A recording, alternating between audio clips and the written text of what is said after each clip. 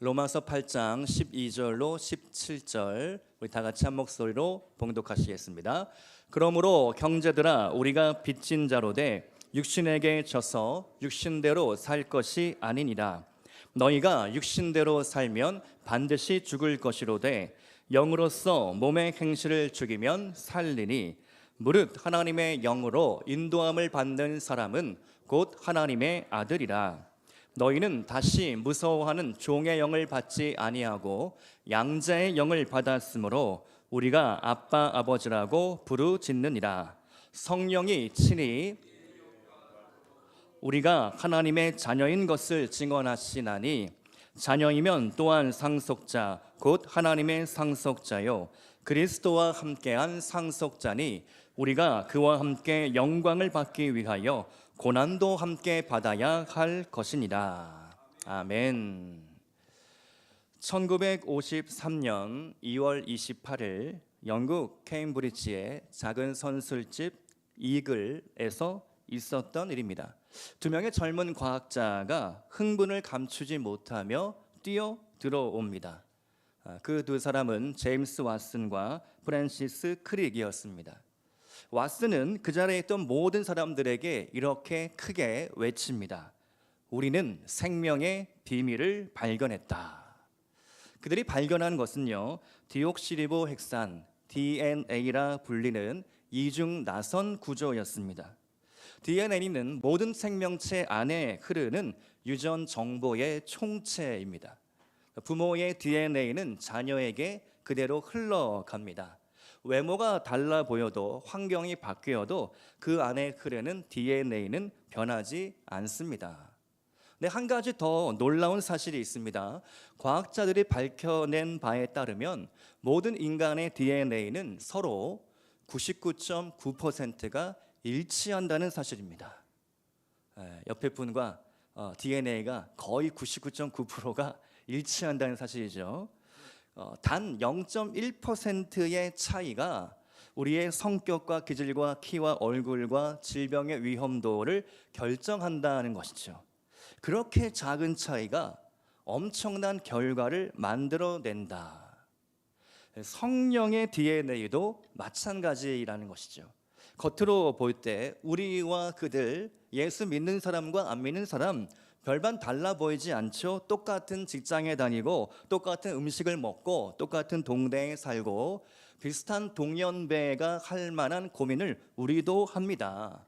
그러나 내 안에 성령의 DNA가 흐를 때 엄청난 차이가 나타난다는 것이죠.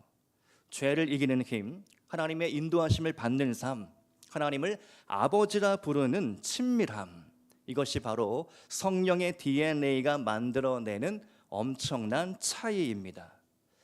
과학자들은 생명의 비밀을 DNA에 있다라고 가르치지만 우리 믿는 성도들은 진짜 생명의 비밀은 바로 성령에 있음을 믿는 줄로 고백하시기를 축복드립니다.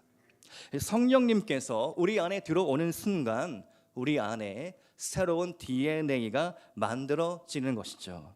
성령의 사람은 성령의 DNA를 가진 사람입니다. 이 DNA가 우리 믿는 성도의 정체성을 결정한다는 것이죠. 우리가 지난주부터 로마서 8장을 강해로 나누고 있습니다. 생명의 성령의 법이 이제 더 이상 죄와 사망의 법에 지배를 받지 않는다. 그 생명의 성령의 법이 우리를 완전히 죄로부터 해방시켰다. 정죄함이 없다. 할렐루야. 그런데 우리가 거기서 그치면 안 되고 이제 우리가 어떻게 해방된 성도로서 살아가야 할까? 어떻게 하면 성령의 DNA를 받아들임으로 새로운 삶을 살아갈 수 있을까? 그 문제를 오늘 본문을 중심으로 함께 나누고자 합니다. 우리 한번 설교를 본격적으로 시작하기 전에 이렇게 스스로에게 한번 고백하겠습니다. 성령님 나에게도 말씀하여 주옵소서. 아멘. 성령님 나에게도 말씀하여 주옵소서. 최근에 제가 기도 중에 고백하는 기도인데요. 성령님 나에게도 이 말씀으로 가르치시고 말씀하여 주옵소서. 오늘 우리가 주일 말씀을 들을 때 그저 또 목사님 좋은 소리 하신다, 훌륭한 말씀하신다, 이 정도가 아니라 그 말씀은 나를 향한 하나님의 말씀이구나, 그 말씀은 성령님의 음성이구나, 때로는 찔릴지라도, 때로는 내가 좀 괴로울지라도, 때로는 이 소리가 듣기 싫을지라도 성령의 음성으로 들으시고 믿으시기를 축복드립니다. 세 가지로 나누겠습니다. 첫 번째, 성령의 DNA는 죄를 죽입니다. 우리 한번 따라서 해보겠습니다. 성령의 DNA는 죄를 죽입니다. 우리 본문 12절과 13절 말씀 같이 한번 읽겠습니다. 시작. 그러므로 형제들아, 우리가 빚진 자로 돼 육신에게 져서 육신대로 살 것이 아니니라. 너희가 육신대로 살면 반드시 죽일 것이로되 영으로서 몸의 행실을 죽이면 살리니. 아멘. 영으로서 몸의 행실을 죽이면 산다, 죽으면 산다. 많이 들어봤던 이야기 아닙니까? 우리가 살고자 하면 죽지만 죽고자 하면 살아난다. 이것은 기독교 복음의 원칙인 것이죠. 한 알의 밀알이 땅에 떨어져 썩으면 많은 열매를 맺을 수 있지만, 이 밀알이 내가 죽지 않겠다, 땅에 들어가기 싫다, 거절하고 거부한다면 아무 역사도 아무 일도 나타나지 않는다라는 것이죠. 그것이 하나님 나라 복음의 원칙입니다. 13절 말씀에 나오는 몸의 행실을 죽인다, 이 죽인다에 해당하는 헬라어 원어는요, 타나투테인데요, 사형 선고와 그 집행을 위해 넘겨주다. 그저 죄를 절제하고 억제하는 정도가 아니라 내가 이 죄를 완전히 사형 선고를 내려버립니다.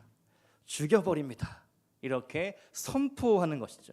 그래서 갈라디아서 5장 24절 말씀을 보니까 우리 같이 한번 읽겠습니다. 시작.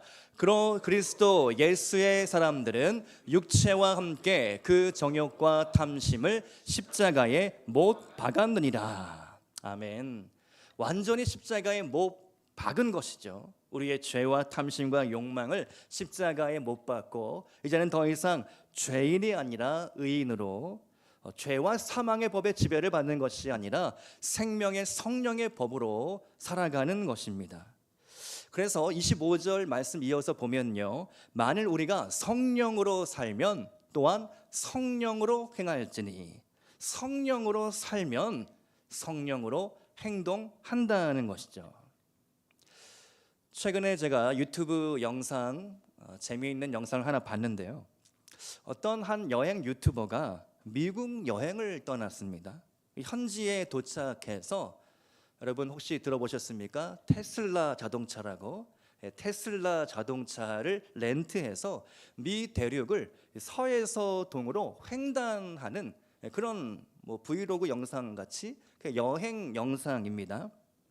물론 미국의 여러 도시들을 신기하게 보여주고, 고속도로 휴게소에서 샤워도 하고 밥도 해결하고 그런 영상들이 나옵니다. 그래서 상당히 흥미롭게 제가 보고 있었는데요. 근데 그 영상의 주된 목적은 과연 이 테슬라 자동차가 자랑하는 FSD 완전 자율주행 모드가 과연 잘 작동하냐 못하냐, 이런 것들을 소개하고 보여주는 겁니다. 캘리포니아를 출발하여 미국 중부를 지나서 남부 플로리다로 막 쭉 가는데, 목적지만 입력하면 그 중간중간 테슬라 충전소를 잘 알아서 찾아가는 거죠. 손 하나 까딱 안 하고 그냥 가만히 운전자는, 유튜버는 앉아서 영상을 찍고 이렇게 대화를 막 합니다. 근데 어느 날입니다. 순조롭게 여행을 하던 중에 갑자기 날이 막 흐려지더니 천둥 번개가 치면서 폭풍이 몰아닥치고 비가 어마어마하게 막 쏟아지는 겁니다. 그러자 테슬라 자동차에 커다란 모니터가 있는데 그 모니터에 빨간 불이 들어오더니 막 경고, 당장 핸들을 잡아라, 이런 사인이 오는 것이죠. 그리고 이 자동차가 알아서 속도를 낮춰줍니다. 아무리 자율주행 모드라 할지라도 인간의 개입이 필요하구나. 갑작스러운 그런 우천, 폭풍 이런 일들이 닥칠 때 이 자동차가 완전히 커버하고 대응하지는 못한다라는 것입니다. 또 모르겠습니다. 기술이 더 발전하면 그 정도까지 커버를 할지 모르겠지만 오늘날의 기술 수준은 그 정도라는 것이죠. 우리나라 고속도로를 가다 보면 이런 표지판을 봅니다. 크루즈 모드 맹신 금물. 혹시 보셨습니까? 요새 자동차 기술이 좋아져 가지고요, 운전 보조 장치들이 많이 들어와 있는데 크루즈 모드를 딱 누르고 그냥 가만히 누워서 잠자면 알아서 운전을 해줍니다. 그런데 그렇게 맹신하다가 잘못돼서 사고가 난다라는 것이죠. 운전자가 개입을 해야 한다. 최종 결정은 반드시 인간이 내려야 한다. 마찬가지로 성령께서 내 안에 계신다 하더라도 내 신앙과 내 삶이 자율주행 모드가 되는 것은 아닙니다. 성령이 내게 임하셔서 성령의 사람이 되었다 하더라도 한번 성령 세례를 받고 주일 예배를 드리면서 와, 오늘 말씀이 너무 좋았다, 찬양이 너무 은혜로웠다, 성령 충만을 받은 것 같다 라고 하더라도 월요일부터 우리는 치열한 영적 전쟁에 그 한복판으로 몰린다라는 것이죠.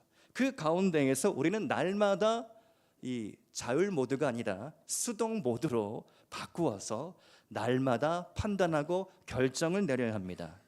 내가 죄의 길을 갈 것인가, 의의 길을 갈 것인가, 오만한 자리에 앉아서 떵떵거리면서 교만한 얼굴로 대할 것인가, 아니면 오늘도 우리 직원들과 우리 사람들을 잘 이렇게 다스리고 도와주고 섬길 것인가. 그것은 우리의 몫이고 우리의 선택이라는 것이죠. 존 오웬이라는 유명한 청교도 신학자가 있습니다. 그는 죄 죽이기, 무시무시하죠. 책 제목이 죄 죽이기입니다. 이 책에서 이렇게 가르칩니다. 우리 한번 저 따옴표 안에 있는 문장을 같이 한번 따라서 읽어보겠습니다. 시작. 신자 안에 여전히 남아있는 부패한 본성을 성령의 능력과 십자가의 은혜로 끊임없이 죽여야 한다. 아멘. 이 문장은 정말 기억하고 늘 반복해서 외워야 할 만한 문장인데요. 십자가의 은혜와 그 성령의 능력으로 내 안에 끊임없이 남아있는 그 죄를 죽여야 한다는 겁니다. 우리가 한 번 구원받았다고 해서 그 구원이 끝까지 잘 유지되는 것이 아닙니다. 이 죄의 문제는 죽는 순간까지, 내 호흡을 마치는 그날까지, 오히려 나이가 들수록 죽음이 임박할수록 이 죄의 유혹과 노욕이라고 하죠, 늙어서 부리는 이 욕심과 이 욕망이 더 심각하고, 수많은 정치인들이 왜 은퇴를 안 합니까? 독재자가 됩니까? 노욕을 부리는 거죠. 끝까지 집착하는 거죠. 놓지 못합니다. 그것이 너무나 심각한 사회 문제가 되고 우리의 신앙생활에도 가장 큰 문제라는 것이죠. 젊은 날 예수 믿고 성령 받았지만 과연 우리가 오늘 이 시간 내가 성령 충만함으로 내 안에 남아있는 죄를 죽이고 있는가? 한번 여러분의 삶을 돌아보시기를 축복드립니다. 성령의 DNA를 받아들이시고 죄를 죽이고 죄를 미워하고 죄된 자리에서 떠나가고, 그리고 의의 길, 겸손한 자의 길, 말씀의 길을 따라갈 수 있기를 축복드립니다. 두 번째로 성령의 DNA는 영의 인도함을 받습니다. 오늘 본문 14절 말씀인데요, 우리 한번 같이 읽겠습니다. 시작. 무릇 하나님의 영으로 인도함을 받는 사람은 곧 하나님의 아들이라. 아멘. 하나님은 전능하십니다. 하나님은 인격적인 분이십니다. 전능하신 하나님이시지만 동시에 퍼스널, 가장 개인적인 인격적인 교제를 우리에게 허락해 주셨고, 그렇게 우리와 만나 주시죠. 놀라운 일입니다. 하나님이 전능하신 분이시죠. 능력이 많으십니다. 그래서 헬라 성경에서 성령의 능력을 두나미스, 다이너마이트, 폭발적인 능력이라고 비유를 합니다. 그러나 그 능력은 원하는 자에게만 주어집니다. 내가 내 마음의 문을 나 스스로 열지 않으면 성령님도 역사하시기가 어렵습니다. 성령님은 인격이시기 때문이죠. 그래서 내가 준비될 때 성령님이 오시고 내 마음의 문을 열 때 성령께서 그 폭발적인 다이너마이트 같은 능력과 권능과 지혜를 우리에게 부어 주십니다. 그래서 성령 받으면 권능 받고 하나님의 일, 사명을 감당할 준비가 되는 것이죠. 간혹 예수 믿는 것은 너무 좋은데 너무 깊이 믿기는 싫다, 이런 분들이 계십니다. 왜 그런가 하고 제가 목회를 하면서 봤더니 너무 은혜를 왕창 받으면 내가 하기 싫은 일 시킬까 봐 걱정된다는 겁니다. 성령 받으면 나보고 아프리카 저 오지 밀림 들어가서 선교사 되라고 그렇게 할까 봐, 성령 받으면, 은혜 받으면 내가 가진, 죄송합니다, 내가 가진 뭐 땅과 건물과 자산과 많은 돈 드리라고 할까 봐, 어쩌면 우리 안에는 그런 어떤 뭔가 염려하는 마음들이 있습니다.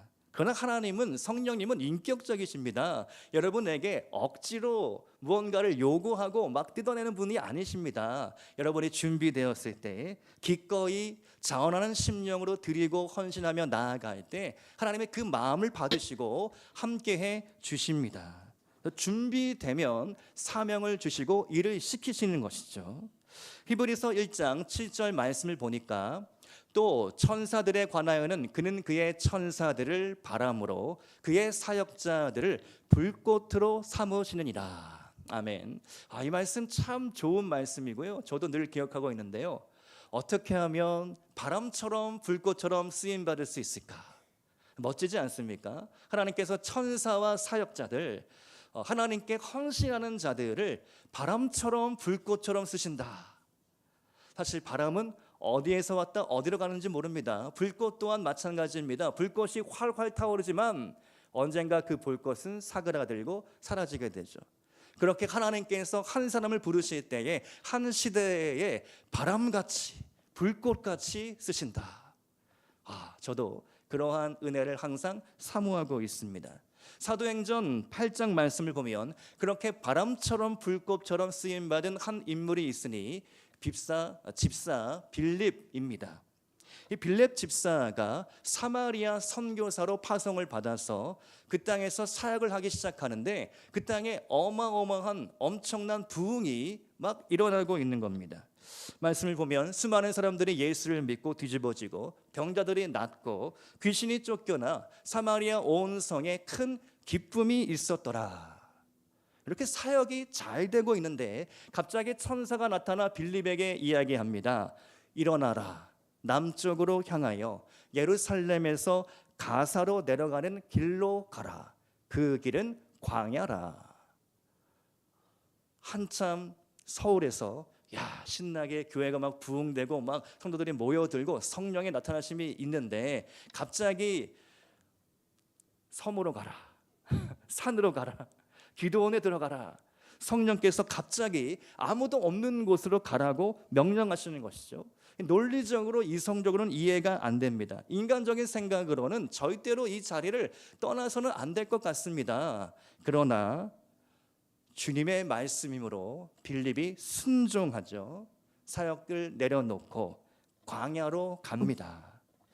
그 광야길에서 누구를 만나게 됩니까? 에디오피아의 네시죠.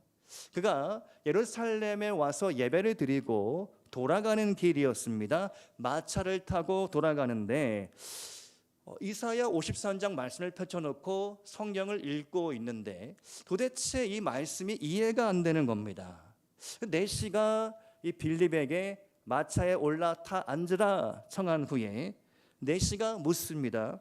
이 도살장에 끌려가는 양은 도대체 누구를 말하는 것입니까? 이 말씀이 선지자 이사야를 향한 말씀입니까? 아니면 또 다른 누군가를 향한 말씀입니까?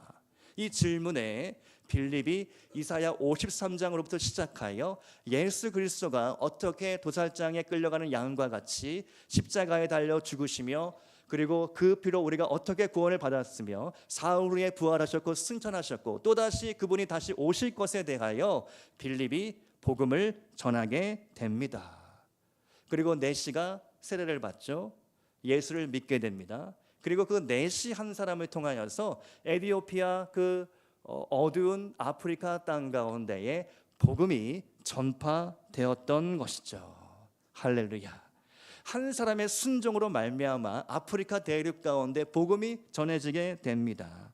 성령의 인도하심에 순종하기 시작할 때 우리는 하나님의 일을 보게 됩니다. 또한 그 순종, 그 작은 순종의 걸음이 엄청난 성령의 역사와 복음의 확장으로 이루어진다라는 사실이죠. 한번 여러분께 묻겠습니다. 오늘 여러분의 삶 가운데 여러분이 순종해야 할 영역이 있다면 무엇입니까? 날마다 한번 기도해 보시기 바랍니다. 오늘 내가 똑같은 직장, 똑같은 일, 똑같은 가정의 일을 하지만 하나님, 오늘 내가 순종해야 할 일이 있다면 무엇입니까? 하지 말아야 할 일이 있다면 무엇입니까? 물어보시기 바랍니다. 그리고 그 순종하는 기쁨을 누리시기를 축복드립니다. 저도 여러 번 강단에서 간증을 했지만 기도할 때 받은 음성을 듣고 순종할 때 그 순종 그 자체에 얼마나 큰 기쁨이 있는지 모릅니다. 어떤 선교사님을 만나라, 후원하라, 섬겨라, 그 말씀을 듣고 음성을 듣고 후원하고 순종하고 그렇게 따라갈 때 얼마나 제 마음이 기쁜지, 즉시 어떤 역사가 나타나지 않아도 하나님의 그 작은 순종의 걸음을 통하여서 시간이 흐르면 흐를수록 얼마나 큰 복과 은혜를 베풀어 주시는지 제가 간증의 주인공입니다. 여러분도 음성을 듣고 부담을 주시면 그 부담이 곧 사명입니다. 그 부담을 가지고 기도하시고 결단하시고 순종해 보시기를 축복드립니다. 세 번째로 성령의 DNA는 하나님의 자녀가 되게 합니다. 본문 15절과 16절 말씀인데요, 우리 함께 큰 목소리로 함께 봉독하시겠습니다. 시작. 너희는 다시 무서워하는 받지 아니하고 양자의 영을 받았으므로 부르짖느니라. 성령이 친히 영과 더불어 우리가 하나님의 자녀인 것을 증언하시나니. 아멘. 15절 말씀에서 바울은 두 가지를 대조하고 있죠. 무서워하는 종의 영이 있다. 그리고 양자의 영이 있다. 종은 늘 주인 눈치를 봅니다. 우리도 직장 생활하면 우리 바로 위에 부장님, 사장님, 회장님 눈치를 보죠. 늘 내가 뭔가 잘못한 일이 있으면 쫓겨날까봐, 어떤 이런 표현은 좀 그렇지만 꾸사리 들을까봐, 잔소리 들을까봐, 늘 이렇게 불안한 마음, 쫓기는 마음들이 종에게는 있습니다. 그러나 성령께서 우리 안에 들어오는 순간 그 두려움이 완전히 떠나간다. 우리가 양자로 입양되었기 때문이다라는 것이죠. 법적으로 실제적으로 완전하게 하나님의 자녀가 되었습니다. 우리에게 엄청난 자녀의 특권과 권세가 주어졌습니다. 사도 바울이 양자에 대하여 설명할 때 로마 교회의 성도들은 단번에 이해가 됐을 겁니다. 왜 그런가 하면요, 누가복음 2장 1절에 보면 그때에 가이사 아구스토가 영을 내려, 가이사 아구스토라는 황제가 나옵니다. 그런데 사실은요, 이 아구스도 옥타비아누스는 황제가 될 자격이 없는 인물이었죠. 주전 44년경 로마의 독재관 율리우스 카이사르가 암살당합니다. 공개된 유언장에 깜짝 놀랄 만한 충격적인 내용이 있었으니 당시에 겨우 19살이었던 그 조카의 외손자가 되는 평범한 계급 출신의 청년 가이우스 옥타비우스를 양자이자 법적 상속자로 지명한 것입니다. 입양이 법적으로 완료되는 순간 그의 이름이 바뀌게 되죠. 가이우스 율리우스 카이사르 옥타비아누스. 이름이 엄청 깁니다. 바로 이 옥타비아누스가 가이사 아구스도, 성경에 나오는 아구스도인 것이죠. 그는 먼 친척이긴 하지만 직계 아들이 아니었습니다. 그러나 그 유언장으로 입양되어서 이 옥타비아누스가 가이사 아구스도 황제가 되었다라는 것이죠. 로마 교회의 성도들은 양자의 영이다. 그 옥타비아누스처럼 우리도 정말 보잘것없고 하찮은 인간이지만 그 예수 그리스도의 십자가의 보혈로 말미암아 하나님 아버지의 양자가 될 때에 우리가 그 어마어마한 법적인 권세와 지위를 우리도 누리게 되는구나.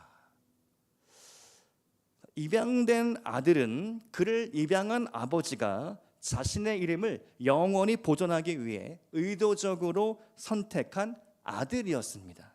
그래서 그는 털끝만큼도 정상적인 과정을 통해 태어난 아들보다 열등하지 않았습니다. 그러니까 모든 권리가 친아들처럼 보장받았다는 것이죠. 너무 어려운 얘기를 들어서 그런지 상당히 당황하시는 느낌. 이처럼 우리가 하나님을 아버지라고 부를 때, 하나님을 아빠, 아버지라고 부를 때 우리에게 막강한 권세와 지위가 주어졌다라는 사실입니다. 할렐루야. 예수님은 늘 기도할 때 하나님을 아빠, 아버지라고 부르십니다. 겟세마네 동산에서 기도하기 시작할 때 아바 아버지여, 아버지께는 모든 것이 가능하오니 이 잔을 내게서 옮기시옵소서. 예수님은 늘 아버지를 아빠라고 친근감 있게 불렀다라는 것이죠. 그리고 그의 제자들에게도 그 친밀한 용어를 사용할 권한을 주셨습니다. 여러분, 마태복음 6장 9절 말씀을 보면 예수님이 주기도를 가르쳐 주실 때 어떻게 주기도문이 시작됩니까? 하늘에 계신 우리 아버지여. 아버지, 하나님을 아버지라고 부를 수 있도록 우리에게 그 막강한 권세와 지위를 허락하여 주셨다. 얼마나 든든합니까? 얼마나 안심이 됩니까? 사실 육신의 아버지는 많은 자녀가 있으면 누구는 좋아하고 누구는 조금 덜 좋아하고 편애하는 것이 우리 가정 가운데 있죠. 그러나 우리 하나님 아버지는 절대로 우리를 버리지 않으시고 우리를 동등하게 똑같게 우리를 사랑하시고 품어주시며 용서해 주십니다.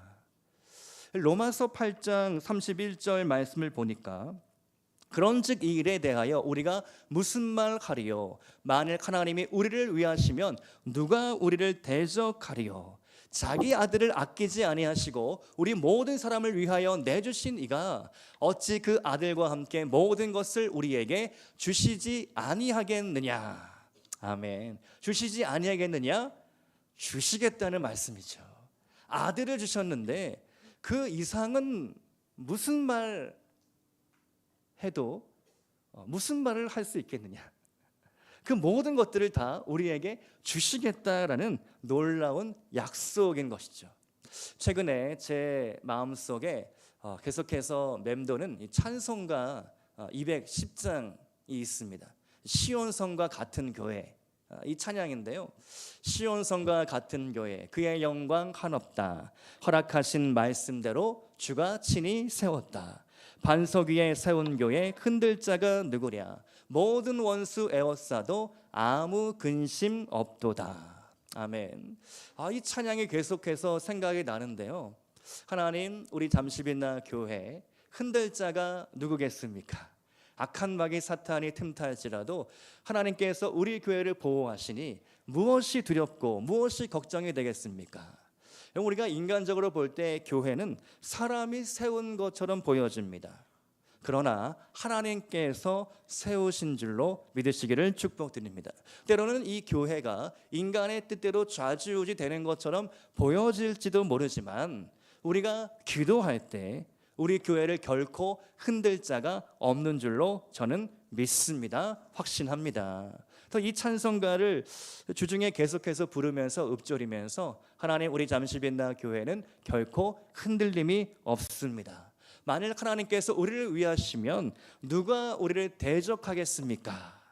고백하면서 기도를 하게 됩니다. 시편 46편 5절 말씀을 보면 하나님이 그 성중에 계심에 성이 흔들리지 아니할 것이라. 새벽에 하나님이 도우시리로다. 아멘. 새벽에 기도할 때 하나님, 우리 가정, 직장, 사업장, 우리 잠시빛나 교회 흔들리지 않게 지켜주시옵소서. 하나님이 내 아버지인데 우리가 무엇이 걱정되고 무엇이 염려되고 무엇이 두렵겠습니까? 그 아빠 아버지께 여러분의 모든 고민을 맡기시기를 축복드립니다. 자녀되는 권세를 사용하시기를 축복드립니다. 17절 말씀을 보니까 자녀이면 상속자다. 하나님의 상속자요, 그리스도와 함께한 상속자니 우리가 그와 함께 영광을 받기 위하여 고난도 함께 받아야 할 것이니라. 자녀이면 상속자라고 합니다. 우리에게 그 하나님 나라의 기업의 풍성한 것들을 주셨다. 에베소서 1장 18절 말씀을 보면 너희 마음의 눈을 밝히사 그의 부르심의 소망이 무엇이며 성도 안에서 그 기업의 영광의 풍성함이 무엇인지를 너희가 알게 하시기를 내가 간구하노라. 바울의 기도인데요, 바울이 기도할 때에 이 성도들이, 에베소 성도들이 이거를 좀 알았으면 좋겠는데 왜 이것을 모를까? 이 비밀을 사도 바울은 알고 있는 거죠. 마음의 눈을 떠서 그 신령한 영적인 세계가 얼마나 깊고 무궁무궁한지, 그 세계가 얼마나 찬란하게 빛나는지, 오늘 제가 예배를 올라가기 전에 기도할 때 문득 제 마음속에 그런 기도가 나오는데, 하나님, 우리 성도님들이 그 천국의 비밀, 그 천국의 영광스러운 그 하나님의 임재 가운데로 오늘 들어가기를 원합니다. 천국의 영광, 그것을 우리 잠시빛나 교회가 예배드릴 때마다 조금이라도 그 천국의 문을 조금 열어주셔서 그 천국의 빛난 영광이 오늘 우리 교회 가운데, 예배 가운데 임하기를 간구합니다. 지옥 같은 삶이죠. 참 어렵습니다. 힘듭니다. 그러나 우리가 예배를 드릴 때 그 천국의 영광에 압도당해서 그 위험에 엎드리며 그 하나님을 만나는 그 경험, 그것이 우리의 예배 가운데 나타나야 할 줄로 믿습니다. 그저 예배를 그냥 왔다 가는 인생이 아니라, 그저 겉도는 인생, 얕은 물가에서 노는 인생이 아니라 깊은 데로 내려가는 것이죠. 토요일날 교역자 기도회를 할 때 성령께서 저에게 그런 마음을 주셨는데요, 우리의 기도가 겉도는 기도, 우리의 인생이 겉도는 삶이 아니라 더 깊은 곳으로 뛰어들기를 원합니다. 번지 점프를 하듯이, 점핑을 하듯이, 다이빙을 하듯이 이 절벽에서 뛰어내리면 내가 죽을 것 같은데 죽지 않는 거죠. 뛰어내리면 하나님이 도우시고 그 깊은 물가로부터 우리를 끌어올려 주시는, 수직 상승시켜 주시는 그 은혜, 그 성령의 은혜를 우리가 사모합니다. 이렇게 기도를 드렸습니다. 그래서 우리의 예배가, 우리의 삶이, 우리의 직장 생활이, 우리의 가정이 늘 반복입니다. 근데 이 반복되는 일상 속에서 우리가 얼마나 더 깊이 있게 하나님을 만남으로, 성령님과 동행함으로 우리가 풍성한 은혜를 누리는가? 그 하나님 나라의 기업의 영광의 풍성함을 오늘 나에게 보여주시옵소서. 내 안에 있는 어두움을 다 쫓아내시고 빛으로 임하여 주시옵소서. 그것이 우리의 기도가 되고 그것이 오늘 우리 예배의 목적이 되어질 수 있기를 축복드립니다. 여러분, 땅도 건물도 부동산도 명품도 다 사라지고 불타집니다. 없어집니다. 영원한 것은 무엇입니까? 영원한 것은 사랑이고 말씀이고 진리입니다. 영원하신 분 오직 하나님 한 분이십니다. 영원한 것은 바로 천국뿐입니다. 그 천국 신앙으로 여러분이 살아갈 수 있기를 소원합니다. 근데 오늘 사도 바울이 마지막에 이야기하기를 너희가 영광을 받기 위해 고난부터 받아야 한다. 이 말씀 한 절을 제가 묵상하는 중에 그렇구나. 지금 이 시대에는 성도의 고난의 시대이구나. 2000년 전 로마 시대에도 고난의 시대였지만 2000년이 지난 지금도 오늘날 한국 사회도, 오늘 이 땅의 삶도 고난의 시대이구나. 믿는 성도가 핍박을 당하고 어려움을 당하고 아픔이 있고 눈물이 있고 사탄의 시험의 유혹에 우리가 넘어질 때가 있고 실족할 때가 있고, 우리의 가정이 엉망이 될 때가 있고, 우리 자녀들이 말썽 부릴 때가 있고, 여러 가지 일상의 고민과 두려움과 어려움을 만날 때마다 우리는 성도의 고난의 시대가 있구나, 이것을 묵상하게 되는 것이죠. 그러나 이 고난을 이기며 고난을 통과할 때 분명한 영광의 시대가 온다라는 것이죠. 예수님께서 엠마오로 내려가는 두 제자에게 이렇게 말씀하시죠. 그리스도가 이런 고난을 받고 자기의 영광에 들어가야 할 것이 아니냐. 주님도 고난을 먼저 받으셔야 했습니다. 십자가의 길을 가셔야 했습니다. 십자가를 통과해야 부활의 영광이 찾아오는 것입니다. 오늘 우리의 일상 가운데 고난을 만나셨습니까? 어려움이 있습니까? 장차 나타날 그 영광을 한번 그리워 보시기를 축복드립니다. 로마서 8장 18절 말씀에서 생각하건대 현재의 고난은 장차 우리에게 나타날 영광과 비교할 수 없도다. 아멘.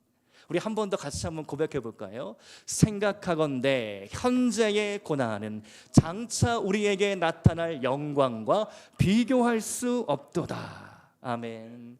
이 말씀을 의지하시기 바랍니다. 이 말씀을 믿으시기를 축복합니다. 현재 내가 당하는 고난은 장차 나타날 천국의 영광과 감히 비교할 수가 없구나. 오늘 내가 십자가의 길, 고난과 환난과 핍박과 가난과 고생과 질병과 갈등과 말싸움과 엉망진창과 그런 일들이 있을지라도 주님 나의 인생 가운데 오셔서 영광의 빛을 비추어 주시고, 주님 나를 위로하여 주시고, 주님 나를 다시 한번 세워주셔서 성령님 나의 연약함과 나의 부족함을 채워주셔서 그 성령의 충만한 능력으로 권능받고 지혜받아서 세상을 능히 이기며 승리하는 믿음의 성도가 되게 하여 주시옵소서. 그렇게 우리가 힘차게 기도하며 부르짖으며 나아갈 수 있기를 축복드립니다. 우리가 넘어지며 실패하는 것, 그것은 아무것도 아님을 믿습니다. 오히려 그것이 자녀됨의 증거임을 믿습니다. 상속자의 증거임을 믿습니다.